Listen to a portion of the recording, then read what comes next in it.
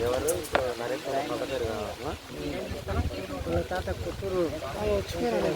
ఇంతకుముందు మామ నరేష్ అన్న వాళ్ళ తాత పేరు ఏం పేరు? అనంతాయన వచ్చిండ్రు గదే అడుగుతున్నారు. లేడు పా అడిగినానే మనకు అలా పేరు అలా పేరు అలా పేరు ఇష్టమనా? ఇష్టమ్మా అనంతాయనా?